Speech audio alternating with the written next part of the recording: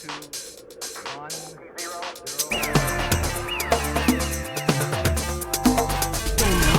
tres, cuatro.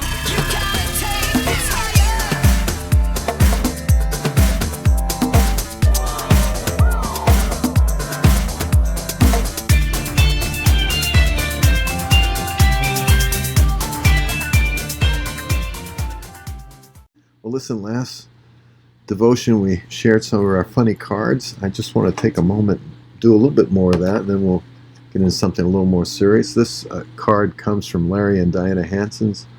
I'm going to figure out how to show you it. Birthdays are like boogers. The more you have, the harder it is to breathe. Absolutely true. Can't argue that.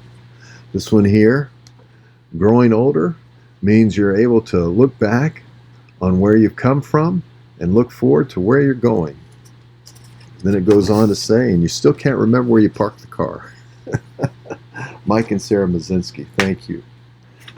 This one here, we thought about giving you a dignified, sophisticated, elegant birthday card, but we were afraid if we did, you might not know it was from us. Joe and Stacy Moore, thank you. Love the look. How about this one?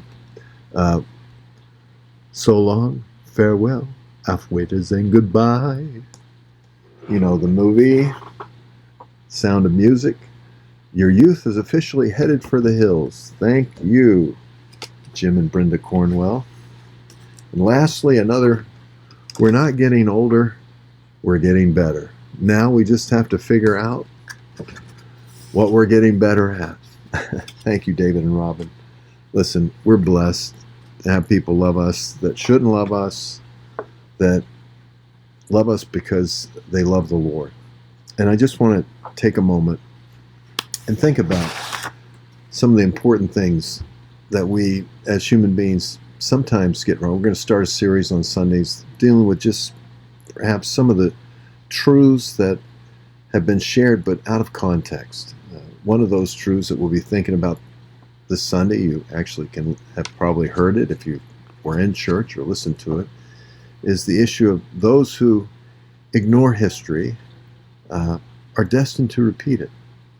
I'd like to alter that a little bit. I think today it'd be more like those who lie about history are destined to repeat it. Now, think about this. You are, and I am, what I did.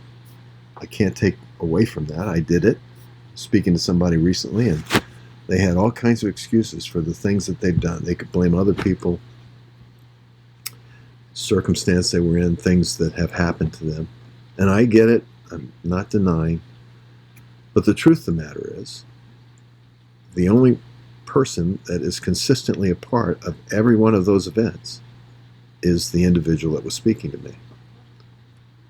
They were there by choice, by definition. Now, obviously there's things that happen to us that we have no control. If you're a child in an abusive home, you had very little control over that situation. I get what you do with that after the fact.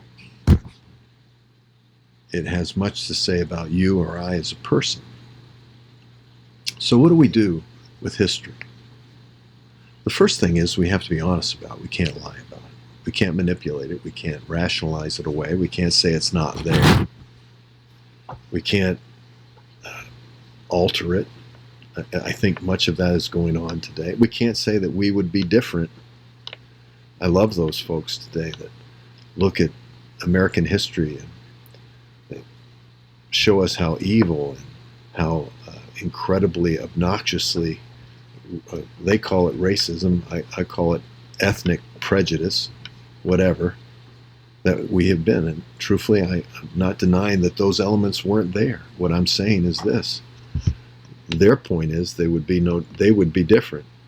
In all actuality, the way they treat others today who disagree with them on a philosophical level is the same degree of hatred, the same degree of animosity, the same degree of incredible meanness that's directed. This is why Jesus, when he was speaking in Matthew 23, and he was speaking to the Pharisees, he said, look, you've you've made mausoleums here to the prophets that were murdered by your fathers, and you say, if we'd have been there. Said by virtue of that recognition, you realize that you're just the same. And he said, what I'm going to do, truthfully, this is just my paraphrase, I'm going to send prophets to you, and I'm going to send scribes to you, people that are going to speak to you the truth. And you're going to do the same thing to them that you did to the other prophets, all the way to Zacharias, who was stoned between the altar and the holiest of all. So that on this generation, the judgment of all of those prophets can fall. And you know what?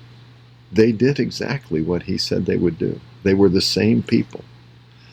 One of the most important aspects of life is recognizing that we as human beings are no different, perhaps different in terms of, amenities, but characteristically no different than the people that lived from Adam on.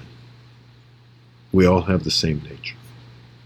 When we can accept that truth, it's very hard for us to be prejudicial or judgmental about others. We can see that very same thing in our own heart. And in so doing, we can be realistically compassionate. Not saying that wrong is right, but realistically compassionate, realizing that this is an inevitable flaw in human nature that only the mercy of God can deliver us from. No excuses. Only the mercy of God can deliver us from it. Till next time, friends, God bless you.